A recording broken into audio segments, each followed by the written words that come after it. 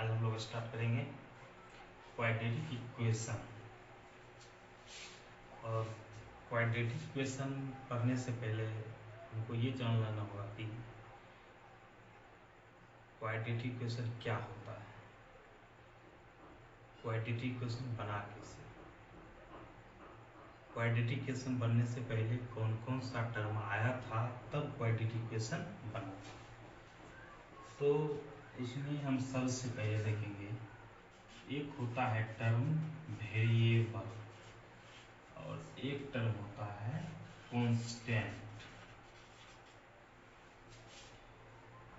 Variable का मतलब जिसका वैल्यू वेरी करते रहता है। इट मीन्स यदि लेते हैं x प्लस 2 इक्वल टू 0 तो x का वैल्यू आएगा कितना, -2, और x माइनस 2 इक्वल टू 0 तो x का वैल्यू आएगा +2। तो यहाँ पर हम देख रहे हैं कि दोनों में x का ही वैल्यू निकाला जा रहा है, बट एक में माइनस एक में प्लस। तो एक में माइनस एक में प्लस, दोनों का वैल्यू डिफरेंट आ गया, लेकिन दोनों किसका वैल्यू है, x का ही वैल्यू है। तो ये एक हो गया वेरी करना, यही हुआ एक वेरी करना। यदि कांस्टेंट टर्म में आते हैं, कांस्टेंट में देखते हैं यदि कोई वैल्यू 5 है, कोई टर्म कांस्टेंट यदि 5 है तो 5 को हम लोग लिख सकते हैं 6 - 1 4 + 1 7 - 2 10 - 5। यदि 5 को यदि किसी भी टर्म में लिखा जाएगा तो वो 5 ही आएगा, इसलिए ये एक होगा क्या, कांस्टेंट। ऐसा नहीं है कि 5 को 6 लिख सकते हैं, ये पॉसिबल नहीं है। तो ये हो गया कांस्टेंट स्टूडेंट्स और ये हो गया वेरिएबल। अब यहाँ पर इसके बाद देखते हैं, जब एक वेरिएबल और एक कांस्टेंट दोनों का जो कॉम्बिनेशन होता है, इसका क्या होता है, कॉम्बिनेशन। ये दोनों का जो कॉम्बिनेशन होगा तो वो नया टर्म बन के तैयार होगा, जिसको कहेंगे एक्सप्रेशन। क्या कहा जाएगा, एक्सप्रेशन। अब यहां से ये एक्सप्रेशन बना, अब यहां से एक टर्म आता है एक्सप्रेशन के बाद। एक्सप्रेशन पर ही हम लोग पढ़ते हैं पॉलिनोमियल के बारे में, कि पॉलिनोमियल क्या होता है, ये भी देख लो। पॉलिनोमियल जो है क्लास 10th का जो है सेकेंड चैप्टर में आता है। सेकेंड चैप्टर पॉलिनोमियल को समझते हैं। पॉलिनोमियल में भी जो पॉलिनोमियल भी बनता जो है वेरिएबल कांस्टेंट से, लेकिन वो उसको एक्सप्रेशन के थ्रू यदि हम डिफाइन करने के लिए चाहेंगे तो ये कर सकते हैं कि any expression can be polynomial when power of variable in an expression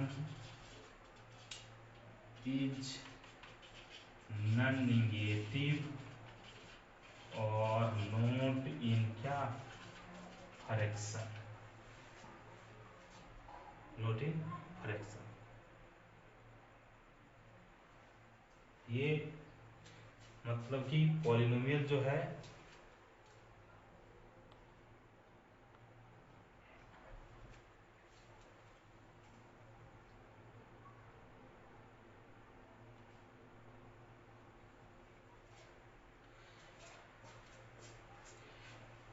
क्या बताएं कि any expression can be polynomial when power of variable is nonnegative और not in fraction. It means negative का तो मतलब आप लोग समझते हैं, ये टर्म हुआ नेगेटिव और ये हुआ क्या, पॉजिटिव। तो नेगेटिव ये हुआ, नॉन नेगेटिव मतलब नेगेटिव नहीं हो, मतलब क्या, ये हो गया positive. Not in fraction, fraction तो आप लोग पढ़े होंगे कि the ratio of numerator and क्या, डिनोमिनेटर इज कॉल्ड क्या, फ्रैक्शन। और वहाँ भी एक कंडीशन है फ्रैक्शन में कि कोई ऐसा नहीं है कि न्यूमरेटर, यदि मान लेते हैं कि यदि 2/1,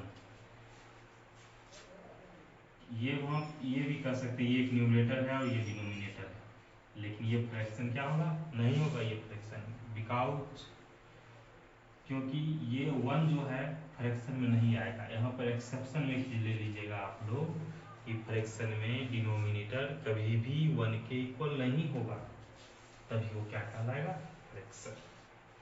बात आगे समझ में? तो ये फ्रैक्शन भी नहीं होना चाहिए। अब इसका यदि एग्जाम्पल हम लोग लेते हैं तो इसका एग्जाम्पल हम लोग यही ले सकते हैं,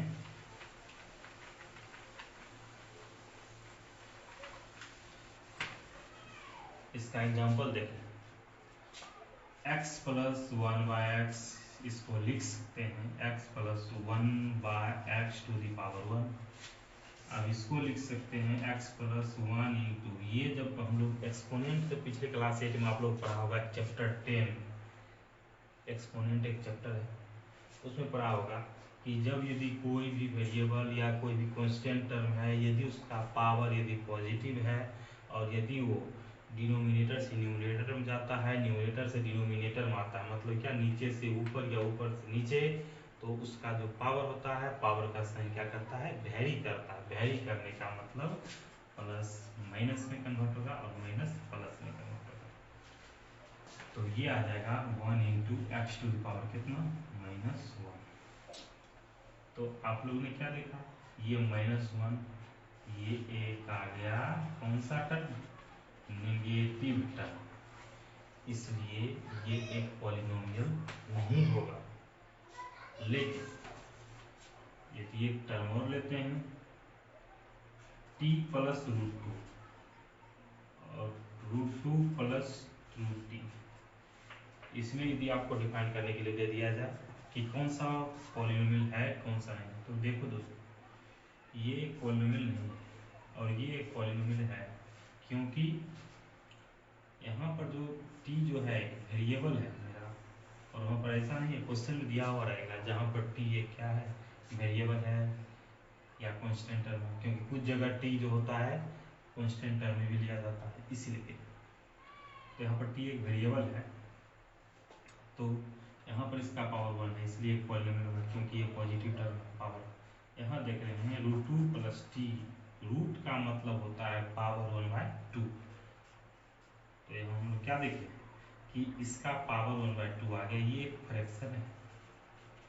तो यहाँ हम जस्ट बताए थे कि कोई भी एक्सप्रेशन पॉलिनोमियल तभी हो सकता है जब उसका पावर नॉन नेगेटिव और नॉट इन फ्रैक्शन। तो ये यहाँ पर क्या आ गया, नॉन नेगेटिव तो नहीं, चलो नहीं है, लेकिन फ्रैक्शन में कोई भी एक टर्म कंडीशन यदि मिल जाता है वो पॉलिनोमियल नहीं होगा। ठीक है, ये आ गया पॉलिनोमियल समझ। लेकिन वो एक्सप्रेशन, अब यहाँ पर एक और क्वेश्चन राइज होता है कि all expression can't be polynomial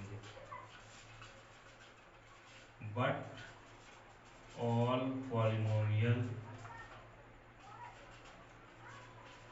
always be expression. इसका मतलब समझे आप लोग, नहीं, सभी एक्सप्रेशन पॉलिनोमियल नहीं हो सकता है, क्योंकि एक्सप्रेशन मेरा पहले कौन सी चीज बना, पहले एक्सप्रेशन आया तब पॉलिनोमियल आया, और सभी एक्सप्रेशन पॉलिनोमियल नहीं होगा, बट सभी पॉलिनोमियल क्या हो सकता है, एक्सप्रेशन हो सकता है। ठीक है, यहाँ तक आगे समझ आप लोग को। चलिए अब इसके बाद देखेंगे कि इक्वेशन, एक्सप्रेशन के बाद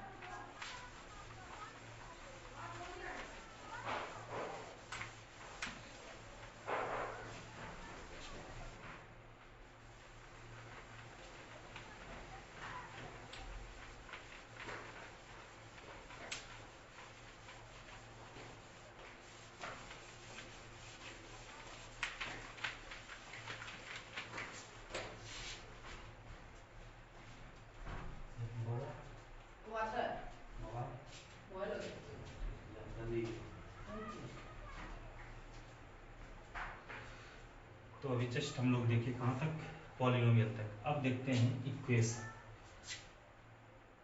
जब किसी भी एक्सप्रेशन को इक्वल टू जीरो लिखा जाता है, इट इज कॉल्ड क्या,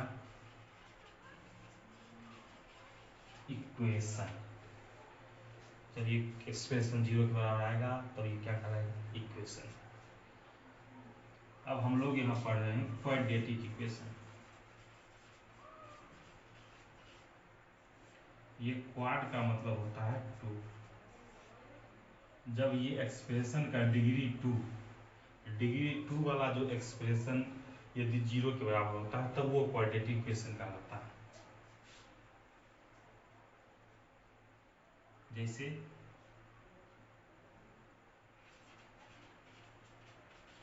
ax square plus bx plus c एक एक्सप्रेशन है और यहाँ इसका डिग्री क्या है, टू। इसको जीरो बराबर करेंगे, ये एक इक्वेशन कहलाएगा। कौन सा equation, quadratic equation. Quadratic equation. यहाँ पर कुछ स्टूडेंट को ये भी बात समझ में नहीं आएगा कि डिग्री क्या होता है।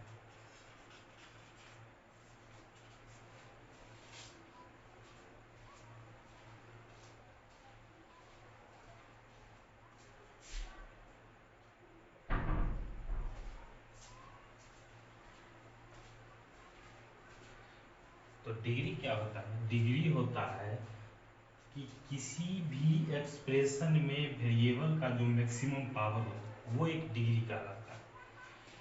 जैसे मान लेते हैं कि कोई एक एक्सप्रेशन दे दिया है, x square plus b x plus c, x square plus 5x plus 6, 2x cube plus 3x square plus x square y square. ये एक एक्सप्रेशन है क्योंकि यहाँ इक्वल जीरो नहीं है। यहाँ हम देखते हैं ये पावर टू, यहाँ वन, यहाँ कॉन्स्टेंट टर्म तो जीरो, 2 1 0। ग्रेटर कौन हो गया, तो इसका डिग्री कितना, 2 2 1 0। यहाँ भी, यहाँ नहीं कुछ तो एक्स टू पावर जीरो है, ठीक है, यहाँ समझ लीजिएगा। यहाँ भी ग्रेटर कौन है, 2, तो ये क्या कहलाएगा, इसका डिग्री कितना, 2। और इस टर्म को देखिए 3 2, और यहाँ जो एक्स हुआ है ना, दोनों का पावर ऐड हो जाएगा, 2 प्लस 2, तो 3 2 4। ग्रेटर कौन आ गया, 4। इसका डी हो गया क्या, डिग्री 4। तो इसको हम कहेंगे डिग्री 4 वाला एक्सप्रेशन है, डिग्री 4 वाला एक्सप्रेशन। तो डिग्री भी आ गया समझ में, क्वाड्रेटिक इक्वेशन आ गया समझ में। अब इसका डिफाइन हम करते हैं क्वाड्रेटिक इक्वेशन को।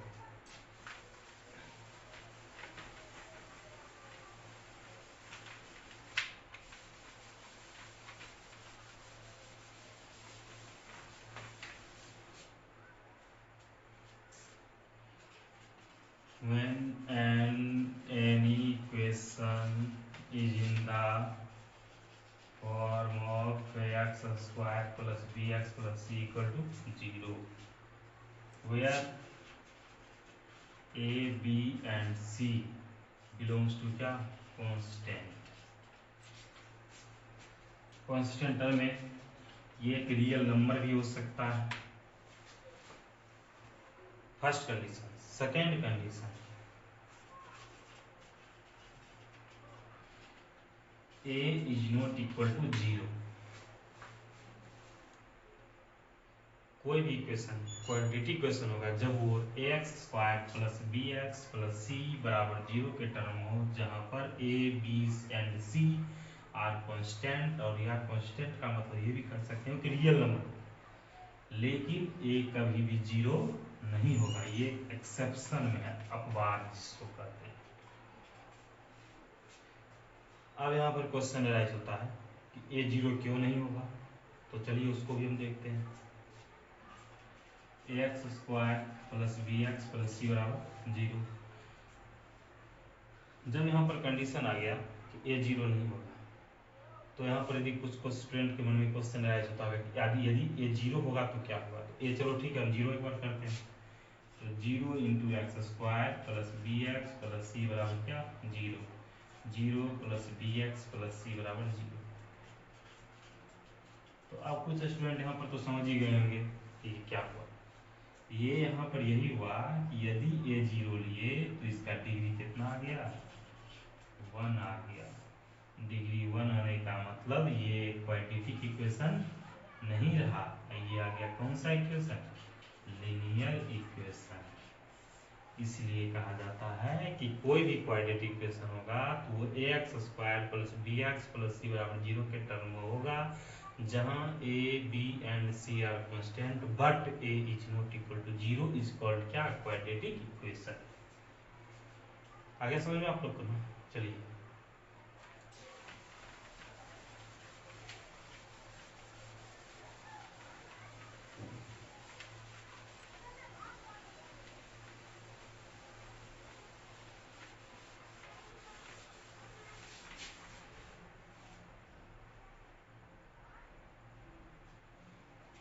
अब पढ़ेंगे डिस्क्रिमिनांट के बारे में,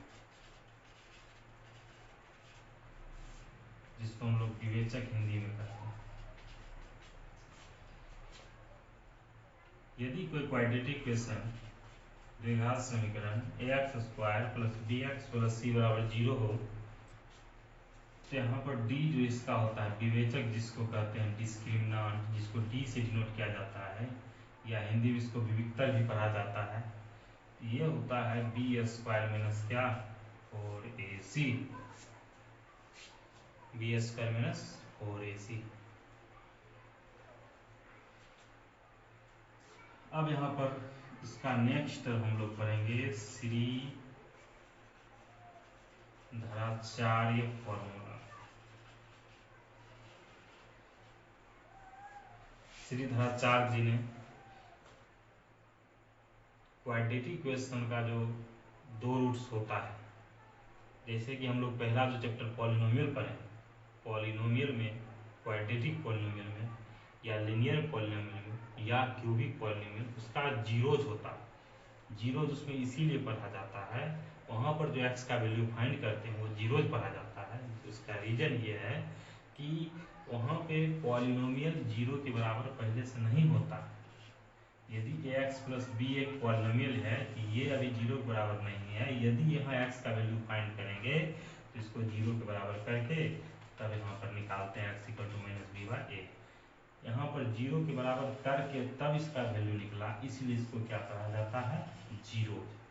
लेकिन यहाँ ये इक्वेशन जो रहता है पहले से ऑलरेडी जीरोज के बराबर है, इसलिए हम लोग यहाँ पर इसको क्या करेंगे, रूट्स। और ये भी ध्यान रखना है कि कोई भी क्वाड्रेटिक इक्वेशन का जो स्टैंडर्ड फॉर्म ये है, तो किसी भी इक्वेशन या किसी भी पॉलिनोमियल या किसी भी एक्सप्रेशन का जितना डिग्री होगा उसका उतना ही रूट्स या उतना ही जीरोज होगा। इसका डिग्री 2, इसका वैल्यू भी कितना, 2। तो श्रीधराचार्य ने जो क्या किया था कि यहाँ पर जो x का जो 2 वैल्यू निकलता है, दोनों वैल्यू निकालने के लिए उनका एक फॉर्मूला आया था, जो फॉर्मूला था x equal to minus B plus minus root D by क्या, 2a। तो इसका यदि 2 जीरोज मान लेते हैं, 2 roots, if 2 roots of equation be alpha and क्या beta, alpha equal to minus B plus root D by 2a और beta equal to minus B minus root D by क्या।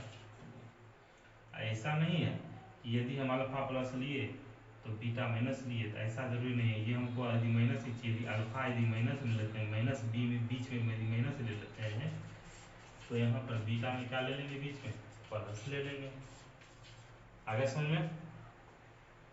अब इसको हम इसी फॉर्मूला को डिराइव करेंगे। ये फॉर्मूला कैसे आया है पहले इसको देखना, लिख लीजिए तो आप लोग ये फॉर्मूला।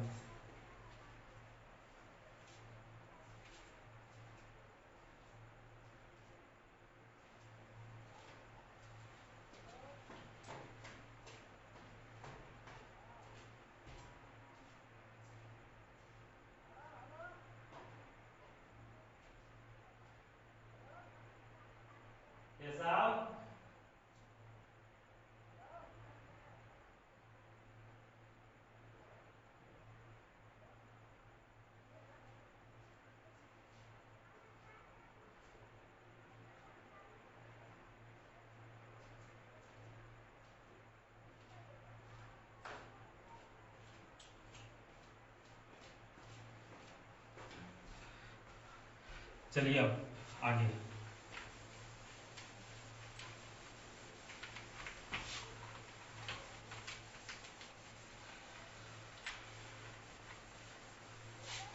अभी जस्ट आगे हम लोग देखेंगे ये फॉर्मूला डिराइव करना है।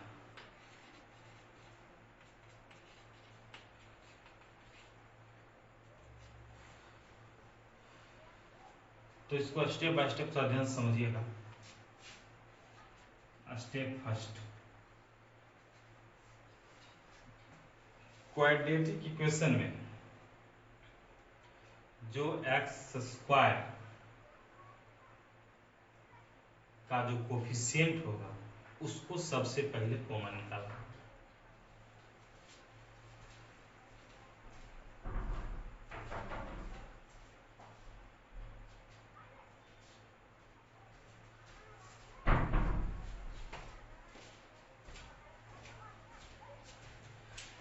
एक्स स्क्वायर का कोफिशिएंट कहने का मतलब कि यदि कोई quadratic equation x square plus b x plus c बराबर 0 है, तो यहाँ पर इसका जो ये क्वाड्रेटिक इक्वेशन में एक्स स्क्वायर जब स्टैंडर्ड फॉर्म में लाएंगे तो एक्स स्क्वायर का जो कोफिशिएंट जो है ए, इसको कॉमन निकालेंगे फर्स्ट टर्म स्टेप में। कॉमन निकालने का तो मतलब समझते हैं, कॉमन निकालने का मतलब होता है कि उसको डिवाइड करना। जैसे एक्स ये कॉमन निकालें तो x square by a plus b by a into x plus c by a equal to क्या आ गया 0। अब यहां से देखिए ये ए जो है उधर जाके तो 0 हो जाएगा, तो यहाँ क्या बच जाएगा a x square by a b by a into c plus c by a बराबर 0।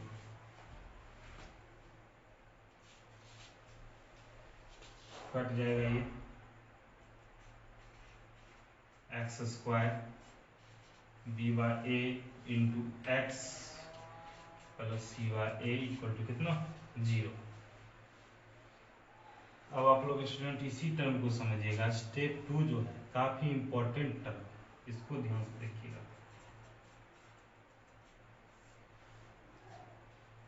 इसको हम कंप्लीटिंग स्क्वायर मेथड के टर्म में इसको बैठाएंगे। और स्क्वायर का आप लोग दो फॉर्मूला है, मेनली दो फॉर्मूला हम लोग यूज करते हैं। एक फॉर्मूला ए प्लस बी का whole square, a square plus 2ab plus b square पढ़े हैं। ए माइनस बी का square, a square minus 2ab plus क्या बी स्क्वायर। यहाँ हम लोग देख रहे हैं all to all term positive, तो यहाँ भी क्या लेंगे पॉजिटिव है तो पॉजिटिव पर भी इसको हम बैठाएंगे। तो ए स्क्वायर, तो इसको मान लीजिए एक्स का स्क्वायर, मतलब ये जो मेरा है ए, ध्यान से देखिएगा ये मेरा क्या है ए, कैपिटल ए इसीलिए मान लिए कि यहाँ पर स्मॉल ए है और आप लोग कंफ्यूज कर देगा, इसीलिए इसको कैपिटल ए माना, माने कि ए का स्क्वायर ए हो प्लस 2ab, तो 2ab है। तो देखिए यहाँ पर जिनको जिनको यहाँ पर समझ में नहीं आएगा थोड़ा इसको ध्यान से देखिएगा। यहाँ पर तो 2 नहीं ना है, अपने मन से 2 लगाते हैं। ए का तो वैल्यू x है, यहाँ तो a है ही, तो 2a हो गया। अच्छा बचा कितना b बाय ए, तो यहाँ 2 अपने मन से मल्टीप्लाई किए हैं तो 2 अपने मन से क्या करेंगे डिवाइड करेंगे। तो 2a ये बचा हुआ टर्म क्या कहलाया b। अब देखिए आगे क्या है प्लस बी स्क्वायर, तो इसको प्लस बी का वैल्यू कितना आया b बाय 2a ना, तो b बाय 2a का स्क्वायर। ये अपने मन से ऐड किए हैं तो अपने मन से सब्ट्रैक्ट भी करेंगे। प्लस सी बाय ए बराबर कितना 0, ठीक है। A square plus 2ab plus b square, इसको लिख सकते हैं ए प्लस बी का होल स्क्वायर। यहाँ तक का टर्म हम इंक्लूड कर चुके हैं। अब ये जो है उधर जाएगा, हम लोग इक्वेशन में पहले ही इससे पिछले क्लास 7, 6, 5 क्लास भी और 8 क्लास में भी पढ़ते आए हैं कि इक्वेशन में जब कोई भी टर्म, यदि वो टर्म ये वेरिएबल हो या कांस्टेंट हो, जब अपना वो साइड चेंज करता है, साइड रिवर्स होता है, तो पॉजिटिव निगेटिव में, निगेटिव पॉजिटिव में, मल्टीप्लाई डिवाइड में, डिवाइड मल्टीप्लाई में कन्वर्ट होता है। तो ये उधर आएगा तो बी स्क्वायर बाय 4a², क्योंकि ये इधर माइनस है, उधर जाके प्लस, माइनस सी बाय ए। तो x plus b bye 2a का स्क्वायर इक्वल टू ये आ जाएगा 4a²। एलसीएम लेंगे तो 4a² आया, तो 4a² से डिवाइड करेंगे तो 1 इंटू b² माइनस ए से इसको डिवाइड करेंगे तो एक एक कटेगा, तो बचेगा कितना 4a इंटू सी कितना आ जाएगा 4ac। x plus b bye 2a का स्क्वायर इक्वल टू b² में 4 से क्या लेते हैं d बाय 4a²। अब देखिए x plus b bye 2a का स्क्वायर इक्वल टू, स्क्वायर हटाते हैं उधर रूट लग जाएगा,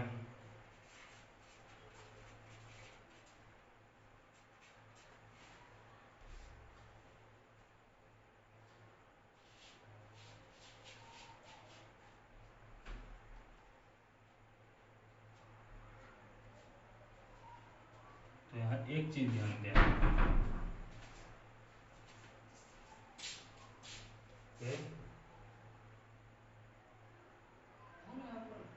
हाँ? कैसा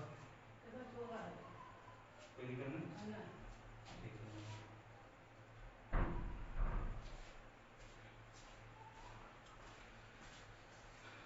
तो यहाँ पे समझिए कि यहाँ प्लस माइनस लगाने का क्या फैक्टर था, क्यों लगाए, क्योंकि ये प्लस माइनस इसीलिए लगाया गया, कारण ये है कि यहाँ पे जब यदि 9 का स्क्वायर रूट यदि 3 है, तो 9 का स्क्वायर रूट -3 भी हो सकता है, क्योंकि 9 का स्क्वायर रूट 3 होने का मतलब कि 3 का स्क्वायर 9 होना चाहिए, उसी तरह -3 का स्क्वायर भी तो 9 ही आएगा ना, इसलिए 9 का स्क्वायर रूट +3 -3 दोनों होगा, इसलिए यहाँ प्लस माइनस दोनों लगाया जाता है। x plus B by 2a equal to plus minus D का तो स्क्वायर रूट फाइंड नहीं होगा, तो डी बाय 4a² का, इसका स्क्वायर कितना 2a² का a, x इक्वल टू ये उधर जाएगा तो minus B by 2a plus minus root D by कितना 2a, x इक्वल टू इसका एलसीएम ले लेंगे, माइनस बी प्लस माइनस कितना रूट डी। अब इसका दो रूट्स मान लेते हैं, एक roots of equation be alpha and क्या बीटा, अल्फा हो जाएगा minus B plus root D by 2a, अब बीटा कितना आएगा minus B minus root D by क्या 2a। आगे समझ में, चलिए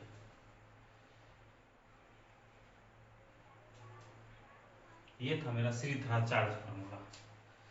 अब इसके बाद जो है नेचर ऑफ रूट्स के बारे में बताएंगे।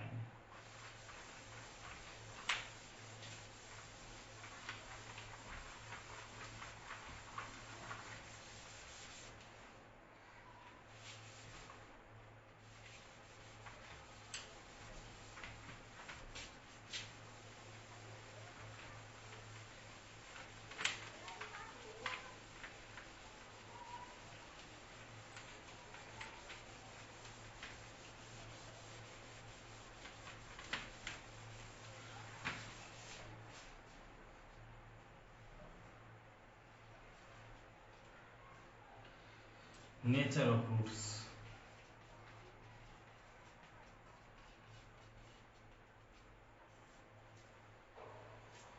नेचर ऑफ रूट्स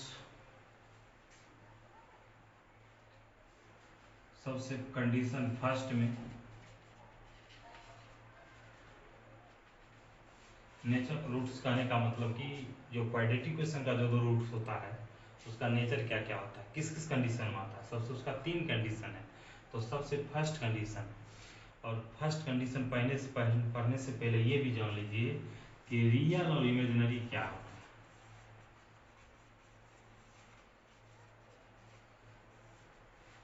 है। रियल रूट और इमेजिनरी रूट,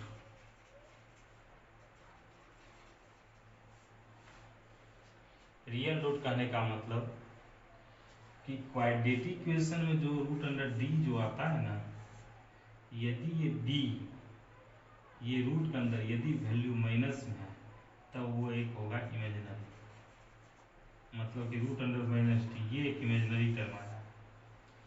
और रूट अंडर यदि प्लस डी है तो ये आएगा रियल। और माइनस क्वाड्रेटिक इक्वेशन में अभी हम लोग जो पढ़ेंगे रियल रूट के बारे में पढ़ेंगे। इमेजिनरी रूट जो है आगे जाके आप लोग जब क्लास 11th में जाइएगा कॉम्प्लेक्स नंबर का एक चैप्टर उसमें हम लोग पढ़ेंगे, ठीक है। तो फर्स्ट कंडीशन देखिए, व्हेन d इक्वल टू 0 तो क्या होगा, x equal to minus B plus minus root D by 2 है। यदि d को 0 कर देते हैं तो minus B plus minus root under 0 by 2 है। ये आएगा माइनस बी प्लस 0 बाई 2 है, एक आएगा माइनस बी माइनस 0 बाई 2। तो अल्फा हो जाएगा माइनस बी बाई 2 है, बीटा भी आएगा माइनस बी बाई 2। तो कुछ स्टूडेंट इसमें ये भी गलती कर देते हैं कि यदि दोनों वैल्यू इक्वल है तो कहा जाता है, वो लोग कहते हैं कि एक ही वैल्यू इसका निकला। एग्जाम में ये क्वेश्चन ध्यान रखना है।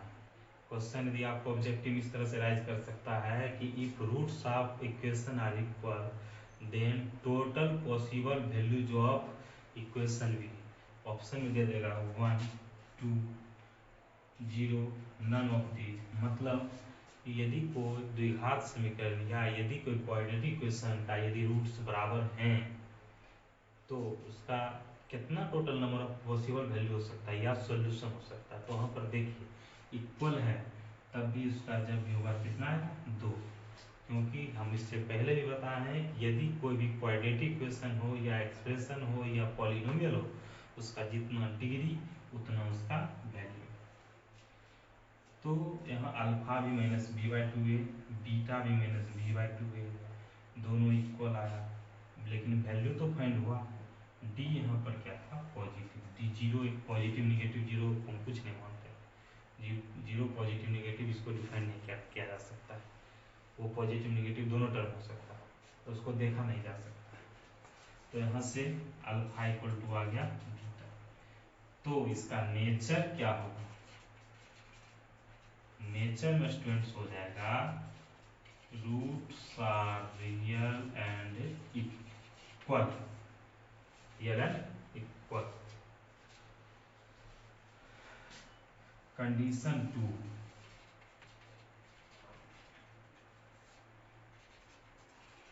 When D greater than 0, D का वैल्यू जो है 0 से बड़ा। तो 0 से बड़ा होने का मतलब वो 1 हो सकता है, 2 हो सकता है, 3 हो सकता है, 4 हो सकता है, कुछ भी हो सकता है आगे जाके इनफिनिट तक। तो यहाँ भी देख लेते हैं x equal to minus B plus minus root D by 2 है। तो माइनस बी प्लस माइनस 1 ही मान के चलो ना, 1 बाई 2 है, ये आएगा माइनस बी प्लस 1 बाई 2 है, ये आएगा माइनस बी माइनस 1 बाई 2। थोड़ा सा आप लोग यहाँ कॉमन सेंस लगाइए, यदि किसी भी नंबर में या किसी भी कांस्टेंट में किसी भी वेरिएबल में यदि 1 को ऐड किया जाएगा तो वो वैल्यू अलग आएगा और माइनस किया जाएगा वो वैल्यू अलग आएगा। इट मीन्स अल्फा आएगा और बीटा आएगा, दोनों इक्वल नहीं होगा। रूट्स निकला, डी यहाँ पर पॉजिटिव है और हम बताए थे जब डी निगेटिव हो तब वो इमेजिनरी कहलाएगा, पॉजिटिव पर वो क्या रहेगा रियल रहेगा।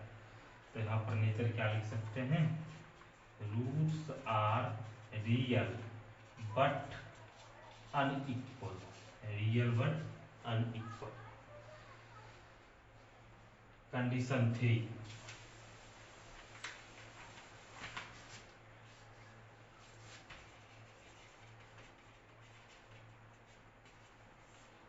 डी लेस 0,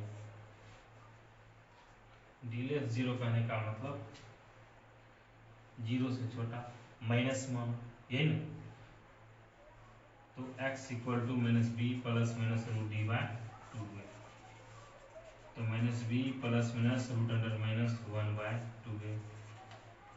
तो माइनस बी प्लस यही एक टर्म आता है कि रूट अंडर माइनस 1 को हम लोग आई पढ़ते हैं, जिसको आयोटा पढ़ा जाता है कॉम्प्लेक्स नंबर में। आई एक इमेजिनरी नंबर है तो ये आएगा minus B plus i by two a, ये आएगा minus B minus i by two ए।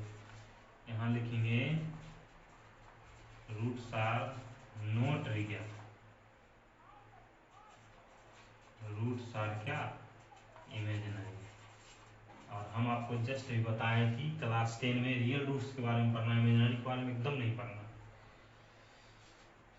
तो ऐसा यदि क्वेश्चन पूछा जाएगा कि यदि डी लेस 0 है तो उसका रूट्स फाइंड हो सकता है, तो यहाँ पर जवाब ये देना है कि रूट्स फाइंड होगा बट रियल रूट्स फाइंड नहीं होगा, इमेजिनरी रूट्स फाइंड होगा। ठीक है, तो ये आ गया आपका नेचर ऑफ रूट्स। देखिए अभी हम लोग देख लिए क्वाड्रेटिक इक्वेशन क्या है, एक्सप्रेशन क्या है, पॉलिनोमियल क्या है, क्वाड्रेटिक इक्वेशन का डिफिनीशन देखे, उसके बाद डिस्क्रिमिनेंट देखे, सीरीधाराचार्य फॉर्मूला को देखे, नेचर ऑफ रूट्स को पढ़े। अब इसके बाद जो नेक्स्ट टर्म जो हम लोग का होगा method for solving any quadratic equation. किसी भी क्वाड्रेटिक इक्वेशन को सॉल्व करने का कौन कौन सा मेथड है।